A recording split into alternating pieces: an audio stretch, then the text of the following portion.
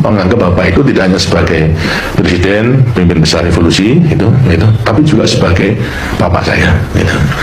Nah, saya itu mau ngeterapkan kudangan orang tua itu, ingin mikul dhuwur mendem jeru daripada bapak, tapi yang mau dipikul dhuwur mendem jeru tidak mau.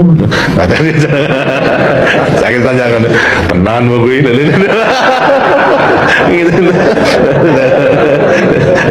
lantas, iya kalau nggak tenang mau saya dimarahi sebenarnya itu datang mari.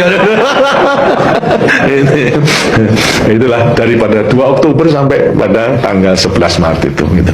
Akhirnya beliau jelas saya rupanya bisa gambarkan bahasanya saya tidak punya maksud jahat kepada beliau kecuali mengamankan saja, hanya jalan ditempuh kok berlainan itu, tapi jelas bahasanya walaupun berlainan yang jelas pada beliau tidak dan tidak akan merugikan perjuangan karena itu terjadi daripada peristiwa 11 Maret ada sidang, kemudian ada berita kalau istana dikepung dari tentara yang tidak dikenal, laporan ini menjadi grogi daripada beliau pergi ke Bogor gitu, sampai Bandrion usul sepatunya sebagainya ketinggalan dan sebagainya, pergi ke Bogor.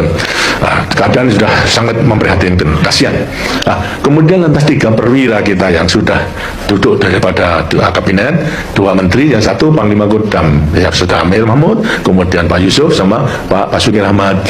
Itu maksudnya setelah bertiga ingin ke Bogor nemani Bung Karno supaya tidak merasa sendiri gitu.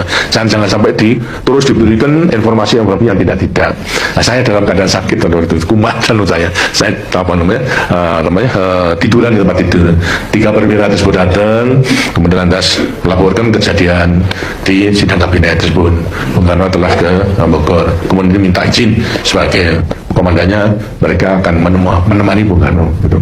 Baik gitu, saya izinkan semuanya. Kemudian lantas sekarang titip tanyakan titip pesan apa Pak Arto? Ya, saya titip pesan 1, laporkan kalau saya sakit karena itu tidak bisa datang pada sidang kabinet, kamu tahu sendiri itu. Sampaikan salam saya kepada beliau, dan ketiga itu sampaikan kalau saya dipercaya keadaan ini akan saya atasi. Itu saja. Di perwira juga tidak tahu maksudnya apa, tapi itu saja sampaikan.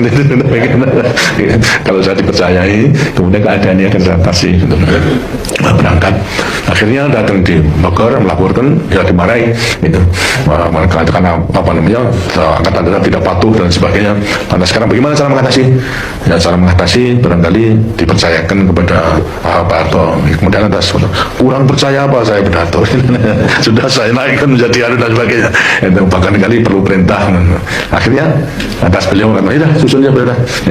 Sabun perintah sama Baperdam, 3 Baperdam, Pak Lemena, Khairul Saleh sama Bandrio. Terus menyusun setelah perintah 11 Maret. Agak lama, dan akhirnya beliau tekan. Yang isinya adalah memberikan wewenang pada saya untuk mengambil tindakan yang dipandang perlu untuk menyelamatkan negara dan bangsa, menyelamatkan revolusi dan Bung Karno. Itu perintahnya. Kemudian malam sampaikan kepada saya baca, kemudian saya putuskan bubarkan PKI. Itu lantas rapat di Koslan tanggal 12, jam 1 malam baru selesai, saya tanda tangan, berarti sudah tanggal 12 pada waktu bubarkan PKI. Ya itu saja. Artinya saya gunakan ulang yang kemudian disahkan oleh MPR sebagai ketetapan MPRS nomor 9, itu kemudian hanya saya gunakan untuk bubarkan PKI sebagaimana apa yang saya sampaikan kepada Bung Karno.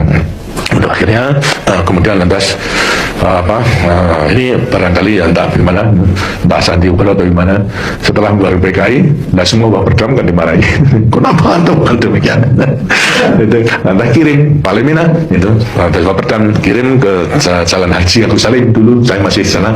Lantas tengok saya di tempat itu, saya terima, dia menanyakan, saya mau manggil sama Mas Arto, ini apa enggak salah gitu.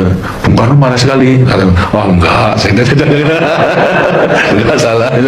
Bung Karno marah, kita dimaki-maki. Ya udah nanti saya tanggung jawab, enggak salah gitu. Kemudian akhirnya ya sudah. Kemarin kan sudah memang dibubarkan.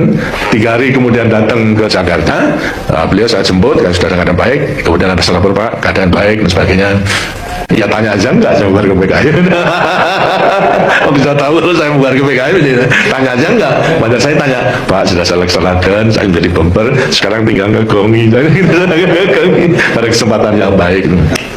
Ya, itu. Dan pernah pada bulan berikutnya juga ada peristiwa mulut Nabi di istana. Beliau memberi wejangan. Sebelumnya saya jemput dengan sekretaris militer Pak Sumerno pada waktu itu. Kemudian lantas saya mengatakan, Pak, ini kesempatan yang baik untuk ngegomi. Tidak perlu bahwasanya saya perintah ini untuk menyampaikan bahwasanya apa yang dilakukan oleh Anton, saya nggak tahu. Itu cukup. Saya nanti yang akan menyampaikan kepada rakyat. Itulah memang kehendak daripada Bapak. Itu. Ya nanti kita antarkan sampai kepada amanat selesai. Loh, kok udah keluar? Nggak keluar ini, nggak keluar. Kemudian atas santri jalan, Pak, udah keluar besok. Wah, selesai.